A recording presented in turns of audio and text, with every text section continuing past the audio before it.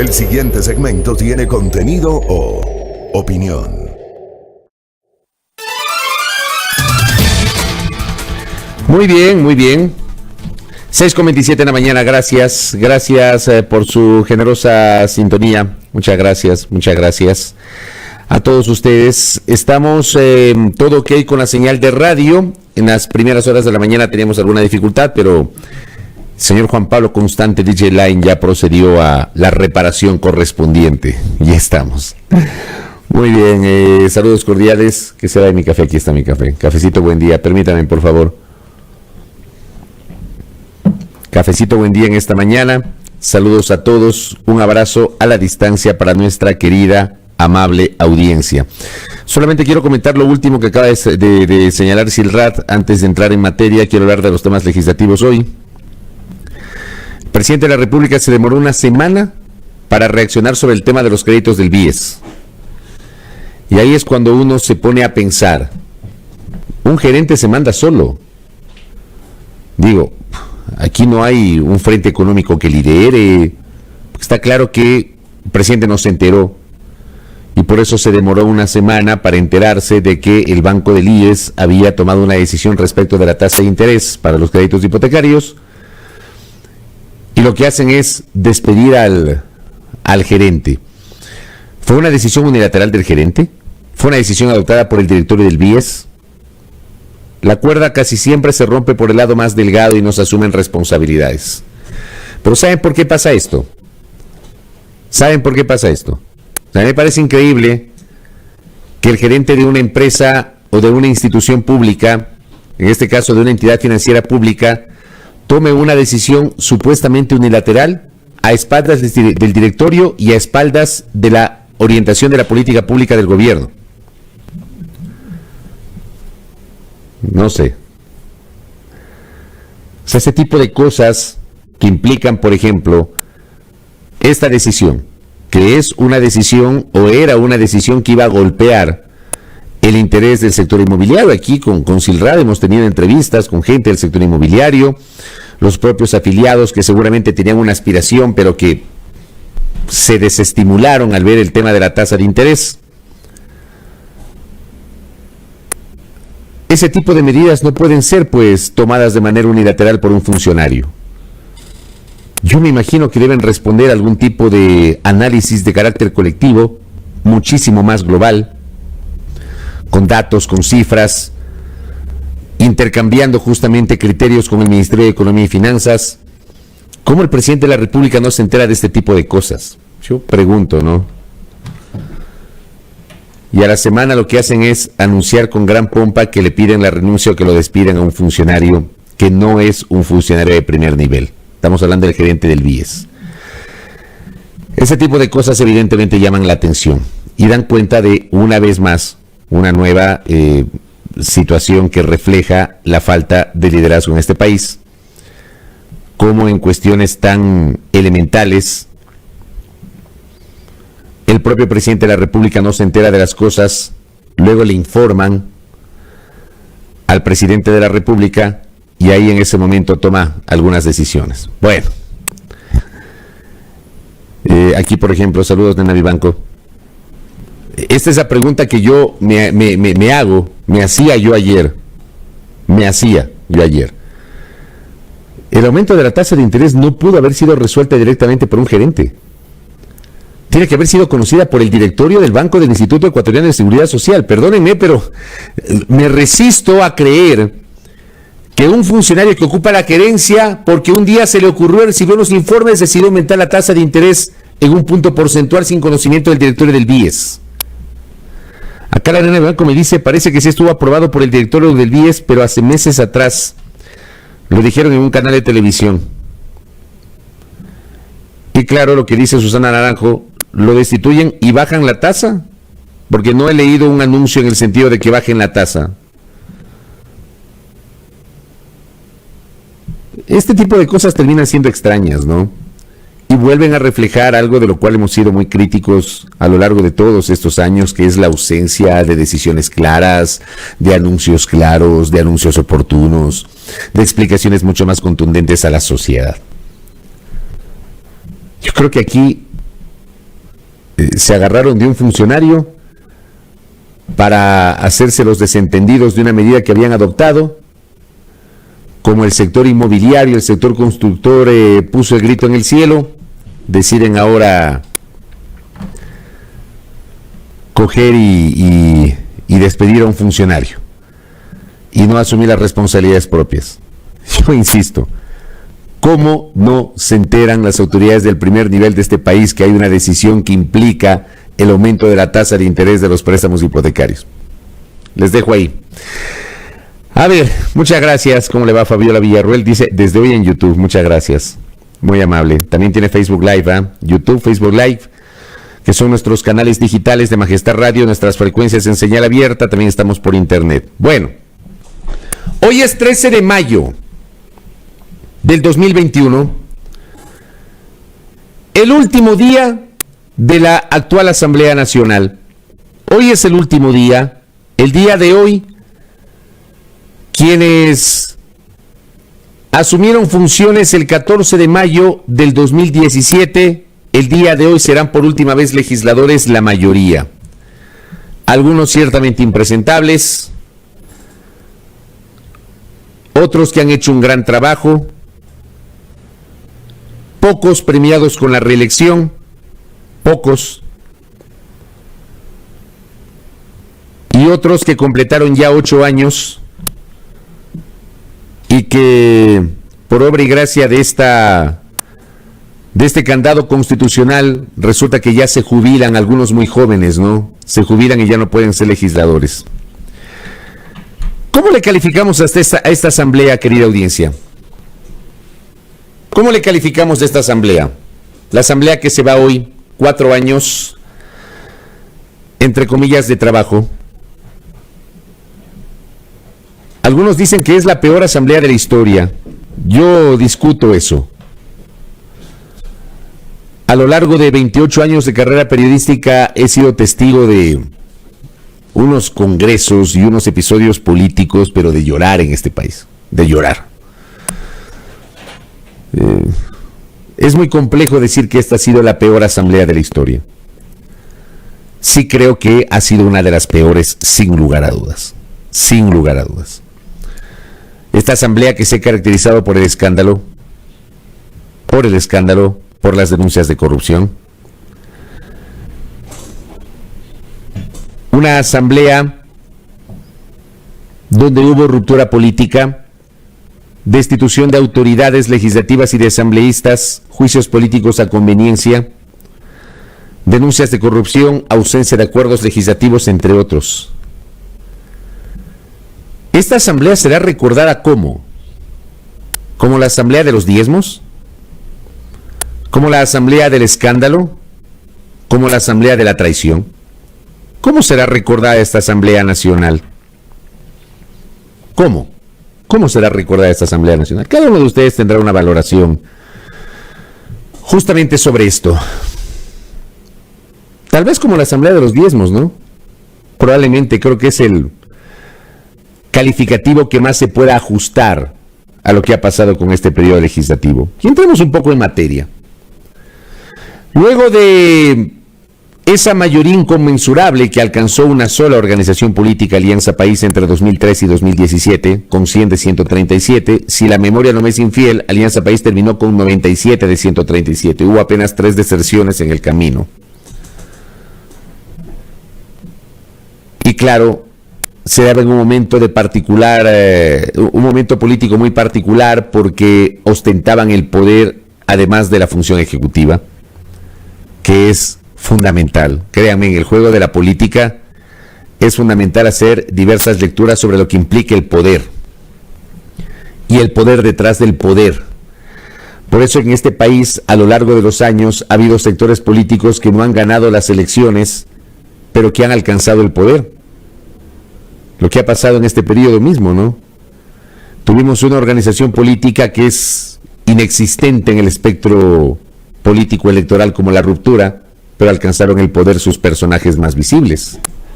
En su momento los señores del Partido Social Cristiano alcanzaron el poder sin ser poder. Yo diría desde 1992, cuando llegó Durán Ballén, y estaban tras el poder, fundamentalmente vinculados a su papel respecto del manejo de la administración de justicia.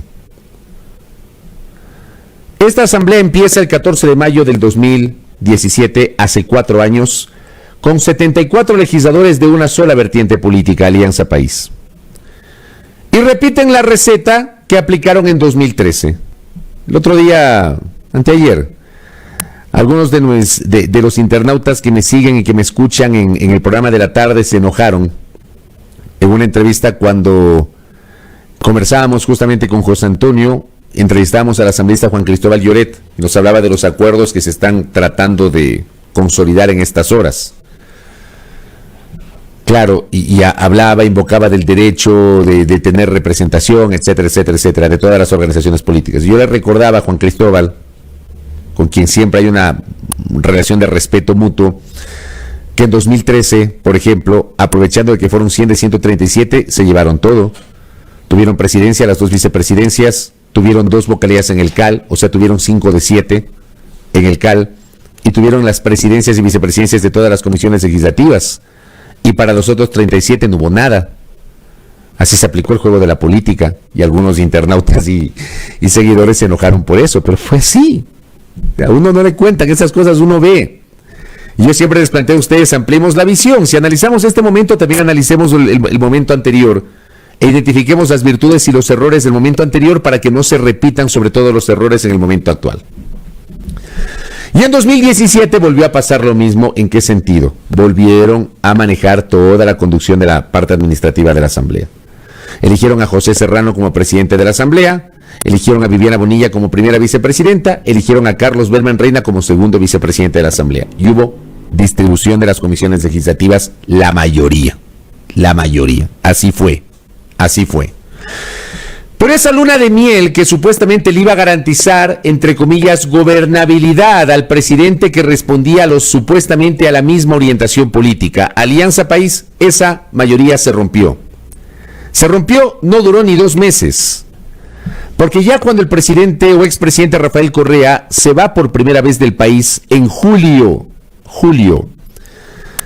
del 2017, porque fue la primera vez que Correa dejó el país para irse a residir en Bélgica, ya se había generado la ruptura, ya hubo un impasse, ya había incomodidades y el bloque se partió pocas semanas después. El bloque se partió. Y llegamos a un momento en el cual esos 74 no existieron más, porque se dividieron entre los de la Revolución Ciudadana, aquellos más cercanos al expresidente Correa, y aquellos que decidieron quedarse con Alianza País y respaldar al gobierno de Moreno, aunque en la última campaña electoral renegaron del gobierno de Moreno. Y eso, por ejemplo, ese criterio, esa crítica se la hicimos en su momento en las entrevistas que tuvimos con Jimena Peña, quien fuera candidata a la presidencia de la República por Alianza País. Se quedaron respaldando al gobierno de Moreno y ocurrió la implosión interna en Alianza País. Y se partió, la asamblea se partió. Primera gran crisis que tuvo la Asamblea Nacional.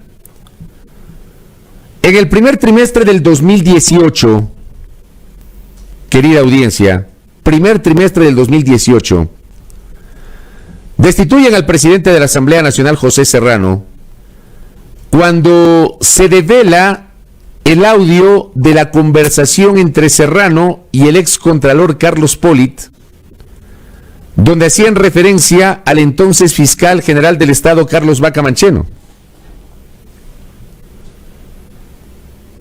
Eso provocó un escándalo que significó que, por un lado, el Pleno de la Asamblea le retire a Serrano su condición de presidente de la legislatura, pero no lo destituyeron como legislador. O sea, Serrano hasta el día de hoy será asambleísta, nunca perdió su condición de legislador. Y a Carlos Vaca Mancheno lo llevaron justamente a juicio político, lo censuraron y lo destituyeron. Eligieron a Elizabeth Cabezas como presidenta de la Asamblea Nacional y se mantuvo como tal hasta el 14 de mayo del 2019, cuando fue reemplazada por César Litardo.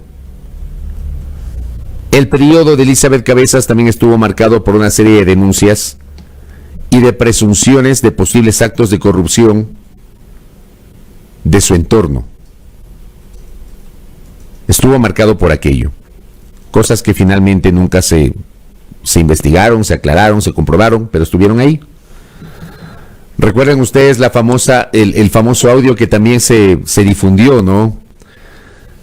De la señora Cabezas hablando por teléfono aparentemente con entonces ministra María Paula Romo. ¿Se acuerdan? Refiriéndose a los socialcristianos como los HDP. Así fue, eso se difundió. Esa asamblea, querida audiencia, en la que espero que no haber fallado a la memoria, y les pido que si es que se me pasó alguien me lo recuerden. 1, 2, 3, 4, 5, 6. 6 legisladores perdieron su condición de tales porque fueron destituidos. Norma Vallejo, acusada de un caso de diezmos, por el cual fue sentenciada por la Corte Nacional de Justicia. Ya vamos a hablar de los diezmos. Ana Galarza, acusada igualmente de diezmos en un primer momento, aunque luego su destitución fue por una ridiculez, que fue el supuesto mal uso de su tarjeta magnética para ingresar a la Asamblea Nacional. Recuerden ustedes que el tema de los diezmos no estaba en la Ley Orgánica de la Función Legislativa. Ahora sí ya lo habían incorporado, ¿no? Habían incorporado en la Ley Orgánica de la Función Legislativa esa causal, el tema de los diezmos. Sofía Espín, que tal vez fue el caso más complejo desde mi punto de vista, porque el caso de Sofía Espín terminó reflejando, querida audiencia, una distorsión. Sofía Espín pierde el cargo por haber cometido el error de visitar a la ex agente Diana Falcón, que era parte justamente del proceso vinculado al secuestro atribuido al político Fernando Balda, y que se había convertido en testigo clave para tomar una decisión justamente en torno a este tema.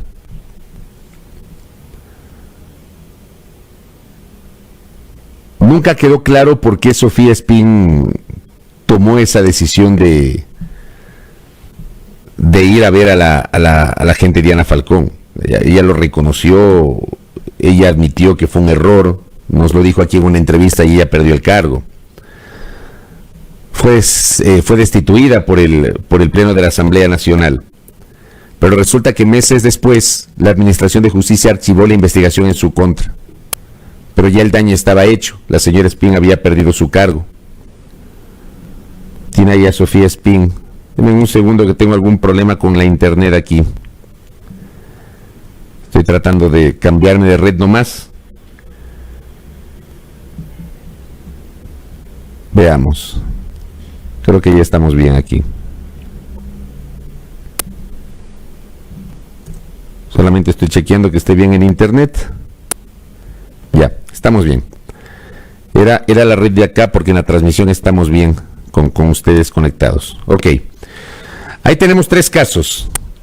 Norma Vallejo, Ana Galarza y Sofía Espín. Yo insisto, en el tema de Sofía Espín, de los 3, el tema de Sofía Espín realmente es el que resultó tal vez más complejo, porque Sofía Espín pierde el cargo, pero resulta que luego archivaron el proceso judicial que se había abierto en su contra, o la investigación judicial que se había abierto en su contra. El caso de Sofía Espín. Hoy Sofía Espín volverá a ser legisladora por la provincia del Guayas. Daniel Mendoza, ¿se acuerdan? Asambleísta joven que supuestamente tenía un presente y un futuro prometedor. Mendoza termina siendo probablemente la cara más visible de la corrupción expresada en esta Asamblea Nacional. Mendoza ha sido enjuiciado y sentenciado por haber sido parte de una red de delincuencia organizada que esquilmó recursos del Estado que debían servir para la construcción de un hospital en Pedernales para poder favorecer a contratistas. Alguien le dio eso, ¿no? Alguien le dio alguien le entregó esa potestad. Sobre eso nadie ha respondido. Pues está claro que Mendoza tuvo la posibilidad de manejar ese esquema de delincuencia organizada porque alguien le dio ese poder. Está clarísimo eso. Pues aquí se hicieron los locos y solamente se quedaron con el tema de Mendoza y su entorno. Mendoza fue destituido, renunció primero. Finalmente no lo pudieron destituir, digamos, en estricto rigor. Aprobaron una moción de censura, él ya había renunciado y fue luego sentenciado por la Administración de Justicia. El asambleísta Eliseo Azuero, vinculado igualmente a este tema, renunció a su cargo cuando era inminente que iba a ser destituido. El asambleísta Azuero no ha sido detenido, está vinculado justamente al caso de Mendoza, y lo más reciente, el caso del asambleísta Fabricio Villamar, quien hace 2 días perdió su condición de legislador por supuestas irregularidades en la adquisición o en el trámite de su carnet de discapacidad y el uso que le dio a su carnet de discapacidad. 6 legisladores que perdieron su cargo, vinculados algunos de ellos a temas escandalosos. Tenemos el caso de una legisladora que está enfrentando un llamamiento a juicio, que es Karina Arteaga, de la provincia de Manabí. Y es con la asambleísta Arteaga. Miren las cosas raras, ¿no? Las cosas extrañas que tenemos justamente en el Ecuador. Todo el relajo, todo el desastre de los diezmos comienza a partir de una denuncia contra la asambleísta Karina Arteaga. Es contra ella cuando comienza todo. Comienza todo con ella. Resulta que ella no perdió el cargo. Ella está siendo parte de un procesamiento judicial, pero todavía no hay sentencia. Y ese proceso no ha terminado. Y ella va a terminar su legislatura. El día de hoy, o hasta el día de hoy, será legisladora. Incluso de modo llamativo, pese a haber sido denunciada por supuestos diezmos, la premiaron otorgándole primero la vicepresidencia de la Comisión de Derechos de los Trabajadores y luego asumió la presidencia cuando renunció María José Carrión en 2019. Pero, por ejemplo, la asambleísta Arteaga, a la interna de la asamblea, no fue observada y no fue destituida como sí pasó, por ejemplo, con los otros legisladores que acabo de señalar. Y ella va a terminar su condición de legislador. Pero todo el tema de los diezmos empezó con ella. Y ahí tal vez entramos justamente en materia con el tema de los diezmos.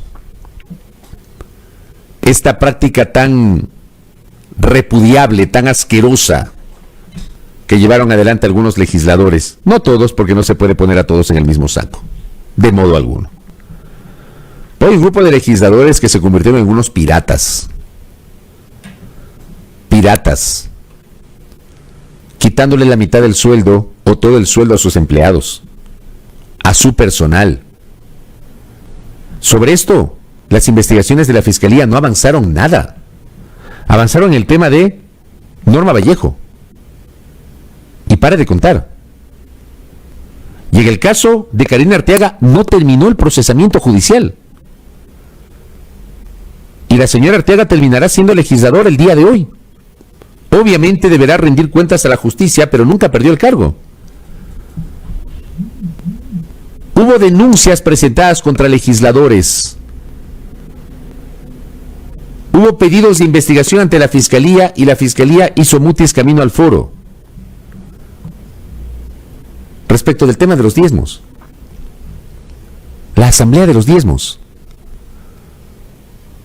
Ojalá que en la próxima legislatura, que se instala mañana, entiendan que no les deben quitar el sueldo a los empleados, porque eso es corrupción. Entiendan eso. Esta asamblea se va con ese estigma, se va con ese INRI, la asamblea de los diezmos. Se va además con el estigma y con el INRI de haber sido considerada la asamblea del reparto. Y por eso empecé esta locución, audiencia, haciendo un recorderis de lo que pasó luego del 14 de mayo del 2017, cuando empezaron con una tesis político-ideológica que luego, pocos meses después, se rompió. Y ante la ausencia de mayoría, había que negociar, pues. Y esta Asamblea Nacional terminó convirtiéndose en el símil de congresos anteriores, en donde grupos de diputados de la República extorsionaban al gobierno de turno para poder lograr prebendas a cambio de votos. La diferencia es que en esta Asamblea Nacional y en este momento político en particular, porque en este momento político en particular, los medios de comunicación, la Administración de Justicia, la Fiscalía General del Estado, las supuestas comisiones anticorrupción estuvieron dedicadas a un tema en particular y ustedes lo saben. Y no se quisieron distraer con otros temas que eran importantes, por ejemplo el establecer si efectivamente hubo o no hubo reparto de poder político a favor de legisladores a cambio de votos. Aquí hubo portales de investigación periodística, como La Historia, por ejemplo, que lidera el colega Marlon Puertas, que hicieron pues trabajos de investigación periodística que daban cuenta de redes generadas por el Ejecutivo con legisladores para el reparto de cuotas de poder en las provincias. Eso jamás se investigó. Yo siempre defiendo la presunción de inocencia y ustedes lo saben. Y siempre defenderé el debido proceso. Siempre defenderé el debido proceso. Siempre defenderé el derecho a la defensa. Y ustedes a mí no me van a escuchar jamás que yo acuse o diga que fulano, sultano, mengano, perencejo es culpable o inocente. No me van a escuchar a mí jamás. Siempre defenderé yo esos conceptos. Pero las cosas se tienen que aclarar y para aclararse se tienen que investigar. Este tema del reparto nadie lo investigó. Hubo denuncias periodísticas con entrevistas de gente que decía, sí, a mí me contrataron en la coordinación no sé cuánto del Ministerio de Salud en la provincia tal, y mi sueldo, yo tenía que entregarle de mi sueldo, tenían que entregarle $100 a la mamá del asambleísta no sé cuánto, que vive en no sé dónde. Y la sociedad ecuatoriana no se escandalizó, pues, de lo que estoy diciendo. Yo vi ese reportaje en Ecuavisa un día, cuando mencionaron a una legisladora de la provincia del Guayas, que supuestamente era la que ponía empleados en una de las coordinaciones del Ministerio de Salud Pública. Y que luego la persona que estaba hablando en el reportaje de Ecuavisa decía que $100 tenía que ir a entregar en la casa de la mamá de la mencionada legisladora. No pasó nada. Primero que la legisladora, si mal no recuerdo era Guadalupe Salazar, la legisladora de Alianza País por Guayas, se negó a dar declaraciones, dijo que iba a contestar a través de sus abogados, el tema se olvidaron. Digo, vamos a suponer que era mentira lo que dijeron de la legisladora Guadalupe Salazar, pero hay que investigar, pues. Hay que investigar. Hay que investigar para que la gente sepa que efectivamente, si es una calumnia, sepa que calumniaron a la legisladora o al legislador. O de lo contrario, para que se sepa que efectivamente esta gente está mal utilizando su condición de legislador cuando no pueden gestionar cargos públicos. Porque el rol de un legislador es legislar y fiscalizar. Aquí implícitamente, según estas denuncias, regresamos a los congresos que estuvieron vigentes hasta el año 97, pues. Cuando los diputados de la República manejaban partidas extrapresupuestarias que se peleaban a dentelladas para el manejo clientelar de su gestión en sus respectivas jurisdicciones. O por ejemplo al Congreso del año 95, pues, cuando los diputados mal llamados independientes extorsionaban al gobierno de Durán Ballén y tuvieron que sacar billete de los gastos reservados, pues. O al Congreso del año 97, cuando se descubrió la red Peñaranda. En esta Asamblea Nacional hubo denuncias de que legisladores recibieron cuotas de poder, que pusieron gente en las provincias y que esa gente que pusieron en las provincias tenía que entregarles plata. ¿Cuánto de eso se investigó? Porque este país tiene que acostumbrarse a que las cosas se aclaren y no se queden en el aire. ¿Cuánto de esto se investigó? Se investigó el tema de Daniel Mendoza y Daniel Mendoza cayó. ¿Quién sabe por qué cayó? Y pare de contar. En la provincia de Manabí hubo denuncias, en Guayas, en Santa Elena, en El Oro, en Los Ríos, en Cotopaxi, de legisladores que tenían acceso a cuotas de poder entregadas por el gobierno nacional para asegurar justamente la posibilidad de votos en el Parlamento ecuatoriano. Esto ocurrió en esta asamblea. Yo no me atrevería jamás a decir que el asambleísta fulano, el asambleísta mengana, el asambleísta perencejo son efectivamente corruptos, porque no soy juez ni fiscal, pues. Tampoco soy policía, ni agente de criminalística, ni perito. Pero a mí como ciudadano y como periodista me interesan que las autoridades, que sí tienen esa posibilidad, investiguen y que generen los procesamientos que corresponden, pues. Y eso no ha pasado en este país. Porque se dedicaron solamente a una cosa.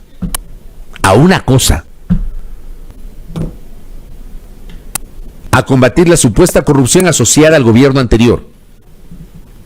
Y se olvidaron del momento actual. Se olvidaron de la corrupción del presente, que también tenía que haber sido investigada. Debía ser investigada. La asamblea de los diezmos, la asamblea del reparto, la asamblea que en 2019 renovó a sus autoridades y que le vendió pomposamente al país una cosa llamada Acuerdo por la Gobernabilidad, para elegir al ingeniero César Litardo Caicedo presidente,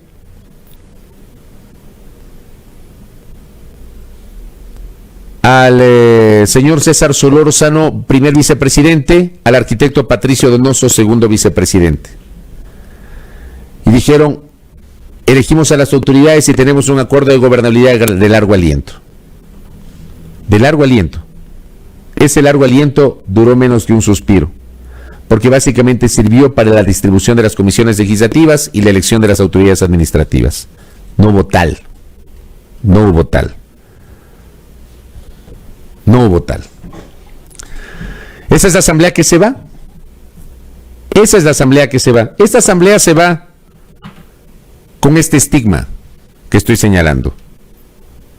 Y nos deja a los ecuatorianos las dudas si efectivamente es o no la peor asamblea de la historia, o cómo la podemos catalogar. Creo que la vamos a recordar al menos por estas dos concepciones que acabo de señalar: la asamblea de los diezmos y la asamblea del reparto. A mí me parece impresentable que 6 legisladores hayan sido destituidos. 6. Impresentable. Que una legisladora esté llamada a juicio y que no haya perdido su cargo cuando enfrentó una serie de denuncias por supuestamente haber dispuesto a quitarle la plata a la gente que trabajaba en su despacho. Pero creo que también hay que destacar aquellos que sí aportaron y que se van de la actual legislatura. Yo quiero mencionar, por ejemplo, que gente como Marcela Guiñaga, de la bancada de Revolución Ciudadana, como Lira Villalba, de la misma bancada, como Mauricio Proaño, de la misma bancada, ya no estarán en la próxima asamblea. En el caso de Marcela Guiñaga y de Mauricio Proaño, porque ya cumplieron 2 periodos. En el caso de Lira Villalba, porque terminó su primer periodo y ella no se presentó a la reelección. Creo que hicieron un aporte muy interesante, muy valioso, en el proceso de construcción de leyes y en el debate legislativo. Creo que Cristina Reyes fue un aporte en el caso del Partido Social Cristiano. Cristina Reyes va a ser parlamentaria andina en los próximos días. Es una pena que un hombre tan valioso como Henry Cucalón ya no pueda volver a ser legislador por este ridículo candado que está vigente, que prohíbe más de 2 elecciones, cuando eso debería ser regulado en el caso de los legisladores. Yo sí destaco el trabajo de Cristina Reyes y de Henry Cucalón.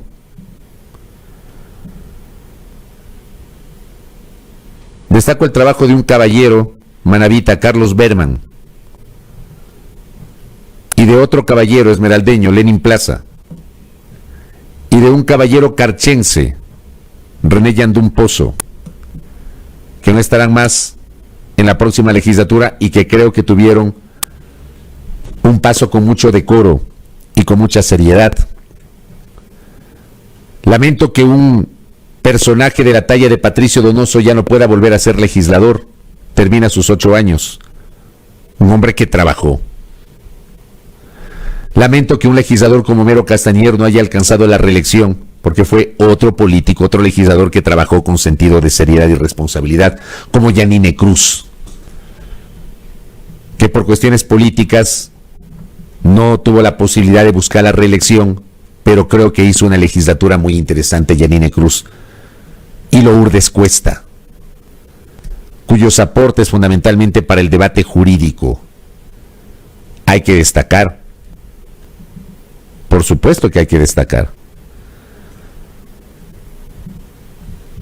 Gente como Sebastián Palacios, que ocupará otro cargo, que también generó un aporte legislativo interesante, al igual que Gabriela Larreategui.